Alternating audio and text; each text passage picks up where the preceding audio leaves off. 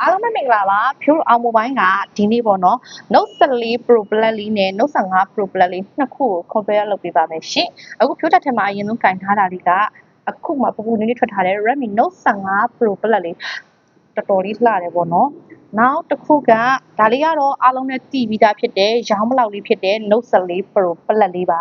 ဒီနှစ်ခုရဲ့အားသာချက်တွေအားနည်းချက်တွေကဆိုလို့ရှိရင်ဘယ်လိုဖြစ်မလဲဆိုတော့အမတို့အရင်ထွက်ထားတဲ့ဒီ Note 14 Pro Plus မှာတော့ကြတော့သူကမှန်ကိုခုံးပေးလိုက်တာလေးရပေါ့နော်လုံးဝဘေးကိုတော်တော်ကြီးကိုရှော့ပြီးခုံးပေးလိုက်တယ်ပေါ့နော်နောက်ထွက်လာတဲ့ Note 15 Pro Plus လေးမှာကျတော့သူကအဲ့လိုအရင်ထွက်ထားတဲ့ model လိုမျိုးအရင်ဒီလိုမခုံးတော့ဘဲနဲ့သူကပြက်ပြက်လေးခုံးပြီးကမှဒီသူကအပေါ်ကောအောက်ကောဆိုပြောမယ်ဆိုလေးပတ်လုံးကိုသူကရှော့ပြီးတော့ခုံးပေးလိုက်တဲ့အနေထားဖြစ်သွားတယ်အဲ့မှာဘာအတွက်ကောင်းသွားမလဲဆိုတော့အရင် Note 14 Pro Plus မှာတော့တချို့ gain သုံးတဲ့ user ရယ်ဆိုရင်ဒီလိုနှိပ်ရတာဒီနေရာလေးတွေကသိပ်ပြီးတော့မဝင်မကြချင်ဘူးပေါ့နော်အဲ့ဒီရဲ့ပြဿနာလေးကို Note 15 Pro Plus လေးမှာမခံစားရတော့ဘူးပေါ့နော်နောက်တစ်ချက် battery ပိုင်းဆိုလို့ရှိရင် Note 14 Pro Plus မှာတော့အမတို့ဒီ battery ပိုင်းဆိုလို့ရှိရင်9100ကိုသုံးပေးထားတယ်ပေါ့နော်Note 15 Pro Plus လည်းကြာရော battery ampere ကြီးကအကြိုက်သုံး9000နဲ့သုံးပေးလိုက်တယ်သူက battery ampere 9000ဖြစ်သွားလို့ဖုန်းကထူသွားမလားဆိုတော့အရင်ထွက်ထားတဲ့ဖုန်းထက်ဆိုင်သူကပို့ပြီးတော့ပါပြီးတော့ပြားသွားတယ်ကွာကင်လိုက်ပြီဆိုတာနဲ့လက်ထဲမှာလုံးဝဒီဖုန်းနဲ့ကိုယ်နဲ့ကတသားတည်းသွားကြသလိုဖြစ်နေတယ်ပြီးတော့ဒီ weight ပိုင်းဆိုလို့ရှိရင်လည်း9000သုံးလိုက်လို့ battery ကအရင်လေးသွားတာမျိုးတော့မရှိဘူးပေါ့နော်နောက်ဒီအားသွင်းပိုင်းဆိုလို့ရှိရင်တော့တစ်ခုတလုံးကတော့90 watt နဲ့လာပေးထားတယ်ပေါ့နော်90 watt ချင်းအတူတူပဲအဲ့မှာမှဒီ gain သမားတွေအတွက်ဆိုလို့ရှိရင် CPU ဘိုင်းလေးကိုသူကဘယ်လိုထပ်မြင့်ပေးလိုက်လဲဆိုတော့ဒီ Note 14 Pro Plus မှာတော့အမတို့ CPU က Snapdragon 7S ကို Gen 3နဲ့သွားပေးထားတယ်Note 15 Pro Plus လည်းကြာရော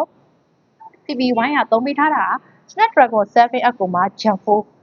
တမော်တစီးလေးတော့မြင့်သွားတယ်ပေါ့နော်အဲ့ဒီလိုအဲ့အဟောင်းမှာအခုထပ်ပြီးတော့ထပ်ဆောင်းပေါ့နော်ရေစိုးခံနဲ့အကြက်ခံမှုအပိုင်းကြတော့အမတို့ဒီပထမထွက်ထားတဲ့ Note 14 Pro Plus မှာတော့က IP68 ကိုသွားပေးထားတဲ့အတွက်ဒီရေအောက်ပေါ့နော် 1.5 မီတာလောက်ကိုသူနိုင်ဝက်လောက်ထိသွားလို့ရတယ်Note 15 Pro Plus လည်းကြာရော2 မီတာရေအောက်2 မီတာပေါ့နော်2 မီတာမှာ24 hour 24နာရီတိတိကိုသူ့ရေအောက်ထဲမှာထားပြီးလို့ရတယ်ပေါ့နော်ဒါပေမဲ့ရေအောက်ထဲမှာထားဖို့လို့တော့ပြောတာမဟုတ်ဘူးပေါ့နော်ဒီအိတ်ထဲမှာထားလို့ရတဲ့အချိန်လေးကိုပြောပေးထားပါတယ်နောက်ဒီ trio wine နဲ့နေနေဆိုလို့ရှိရင်တော့သူက stereo speaker တူတူပဲဒီနှစ်ခုတော့ stereo speaker ကိုသွားပေးထားတယ်မျက်နှာပြင်အနေနဲ့ဆိုလို့ရှိရင်အရင်ထွက်ထားတဲ့ Note 14 Pro Plus ထက်စာရင်သူကမျက်နှာပြင်ကနည်းနည်းလေးပို့ပြီးတော့အပြားလေးပိုကြီးသွားတယ်ပေါ့နော်နောက်ကင်မရာအနေနဲ့ဆိုရင်တော့ဒီအရင်ထွက်ထားတဲ့ Note 14 Pro Plus မှာတော့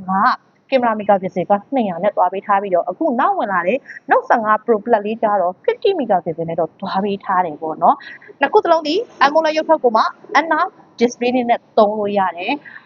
ရောင်းပေးမဲ့ဈေးလေးကလေ Note 14 Pro Plus လေးဆိုလို့ရှိရင်ဖြိုးတို့အောင်မိုဘိုင်းမှာ RAM တွဲ memory 512ကိုမှ73သိန်းကျော်လေးနဲ့ပဲရောင်းပေးထားပြီးတော့ Note 15 Pro Plus လေးဆိုလို့ရှိရင် RAM က